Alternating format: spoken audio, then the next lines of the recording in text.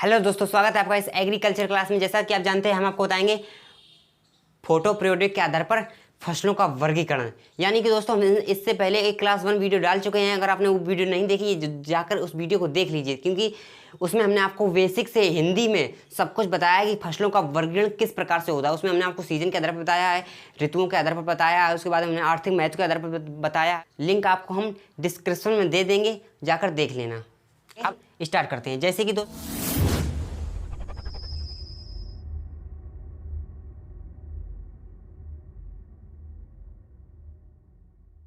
दोस्तों photo periodic के आधार पर, दीप्तिकालिता के आधार पर, यानी कि दोस्तों सबसे पहले वर्ड का अर्थ है फोटो, यानी कि प्रकाश। दीप्तिका का अर्थ है प्रकाशवान।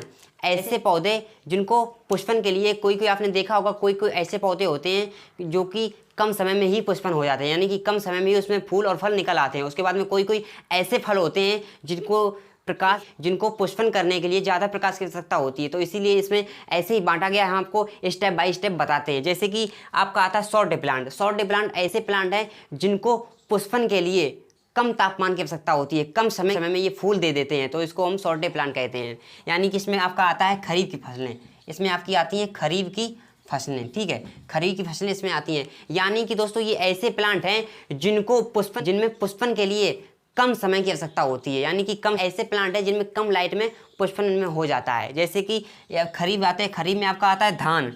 क्या आता है दोस्तों खरीफ में आपका आता है धान, यानी कि ओराइजा सटाइवा, ठीक है, खरीफ में आपका धान। अब इसमें कितने घंटे, अब इसमें क्वेश्चन बन सकता है कितने, यानी कि दोस्तों ये समझ लीजिए कि 8 से 11 घंटे, यानी कि 8 से 11 घंटे इनको अगर तापमान, इनको लाइट मिलेगा ना, तो ये अपने पुष्पन, यानी कि ये अपने पुष्प दे देंगे इनको 8 से 11 घंटे। अब बढ़ते हैं दोस्तों लॉन्ग डे प्लांट, दीर्घ दिवस पौधे। अब लॉन्ग डे प्लांट, दीर्घ दिवस से क्या तात्पर्य है? ऐसे पौधे हैं जिनको दोस्तों ग्रोथ होने के लिए, जिनको पुष्पन के लिए अधिक तापमान की आवश्यकता होती है, यानी कि अधिक लाइट की आवश्यकता होती है, अधिक प्रकाश की आवश्यकता होती है इनको पुष्पन करने के लिए, तो इसे हम लॉन्ग डे प्लांट कहते हैं। तो इसमें आपका आती है रवि की फसलें आती हैं, इसमें आपकी रवि की फसलें आती हैं। जितनी आपकी रवि की फसलें हैं, हमने आपको उसमें सब बताया है कि क्लासिक पार्ट 1 वीडियो देख लीजिए, तो उसमें हमने आपको रवि, खरीफ, जायद की जितने भी एग्जाम्पल हैं सब हमने आपको क्लियर कर दिए हैं। तो जितने भी रवि के एग्जाम्पल हैं, वे आपके लॉन्ग डे प्लांट में आते हैं। नेक्स्ट है आपकी day neutral plant. Day neutral plant इसमें क्या है दोस्तों?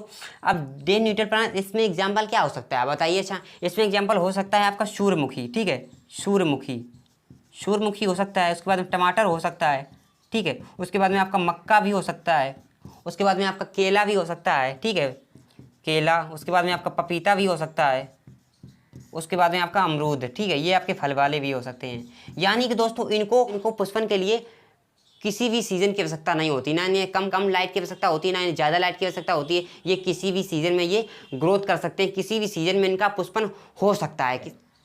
SDP, इनको शॉर्ट में SDP कहते हैं, शॉर्ट डे प्लांट। उसके बाद में LDP यानी कि लॉन्ग डे प्लांट। उसके बाद में DNP, डे न्यूट्रल प्लांट भी कह सकते हैं, ठीक है। बता दिया ना, खरीफ में 8 से 11 घंटे के लिए प्रकाश की आवश्यकता होती है। अब रवि में कितनी होती है? रवि में दोस्तों आपकी 11 घंटे से, ठीक है, यानी कि इनमें पुष्प उत्पन्न होने के लिए, इनमें फ्लावर उत्पन्न होने के लिए 11 घंटे से अधिक तापमान की आवश्यकता होती है, अधिक लाइट की आवश्यकता होती है, तभी इनमें पुष्प निकल सकता है, ठीक है। कहने का मतलब है दोस्तों, बेसिक से यही फंडामेंटल यहाँ से समझ लीजिए कि जिनमें पुष्प उत्पन्न करने के लिए, जिनमें फ्लावर उत्पन्न करने के लिए कम समय की आवश्यकता होती है, कम तापमान की आवश्यकता होती है, उसे हम शॉर्ट डे प्लांट कहते हैं। उसके बाद में लॉन्ग डे प्लांट, जिनमें पुष्प उत्पन्न करने के लिए, जिनमें फ्लावर उत्पन्न करने के लिए अधिक लाइट की आवश्यकता होती है, अधिक लॉन्ग डे प्लांट कहते हैं। और उसके बाद डे न्यूट्रल प्लांट हुए हैं जिनमें दोस्तों कोई भी सीजन में ना अधिक लाइट की आवश्यकता होती है, उनमें ना कम लाइट की आवश्यकता होती है। वे किसी भी सीजन में ग्रोथ कर सकते हैं, वे किसी भी सीजन में उनका फ्लावर उत्पन्न हो सकता है, ठीक है। ये आपके हो गए कुछ दीप्तिकालिता के आधार पर, ये आपके हो गए कुछ एग्जाम्पल, ठीक है। अब हम आपको ले चलते हैं फोटोसिंथेसिस के आधार पर, यानी कि प्रकाश संश्लेषण के आधार पर किस प्रकार से विभाजित किया गया है, और C3 और C4 और कैम प्लांट में क्या अंतर है, और इसके क्या क्या एग्जाम्पल हो सकते हैं, ठीक है। बढ़ते हैं आगे। अब आगे बढ़ते हैं। जैसे कि आपको पता है फोटोसिंथेसिस यानी कि प्रकाश संश्लेषण के आधार पर, इसके आधार पर कितने भागों में डिवाइड किया गया है। जैसे कि हमने बेसिक से आपको लिख दिया है, आपको सब कुछ क्लियर हो जाएगा। स्टेप बाय स्टेप वीडियो में बने रहिए, तब आपको सब कुछ क्लियर हो जाएगा। जैसे कि C3 प्लांट, C4 प्लांट और कैम प्लांट, इसके एग्जाम्पल भी लिख दिए हैं हमने आपके, ठीक है। इसके ये एग्जाम्पल हैं और आपको सब कुछ समझ में आएगा। हमने बस बने रहिए वीडियो के एंड तक। जैसे कि सबसे पहले आता है C3 प्लांट।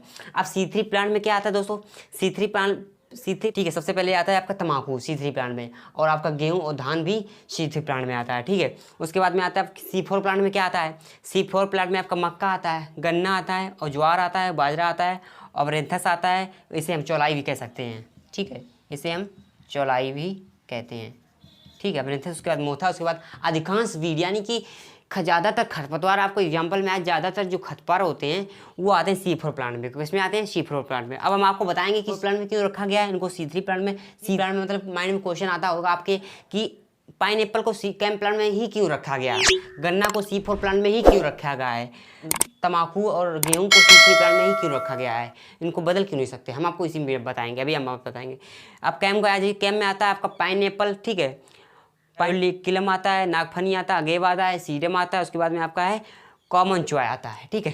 पहले बात करते हैं C3 प्लांट की। C3 प्लांट यानी कि जब दोस्तों जब फोटोसिंथेसिस होता है, जब इनकी जो पत्तियां होती हैं, इनके पत्तियों के रंध्र में फास्फोग्लिसराइड एसिड पाया जाता है, फास्फोग्लिसराइड एसिड पाया जाता है, इसीलिए हम उसको C3 प्लांट में रखते हैं। अब बात करते हैं जब इसमें फोटोसिंथेसिस होता है तब इसमें कार्बन की जो संख्या होती है, कार्बन की संख्या होती है 3 होती है, ठीक है, जब फोटोसिंथेसिस होता है। उसके बाद में जब C4 की बात करें, जब इसमें जब फोटोसिंथेसिस होता है तो इसमें ऑक्जेलिक एसिटिक एसिड पाया जाता है, यानी कि ऑक्जेलिक एसिटिक एसिड पाया जाता है।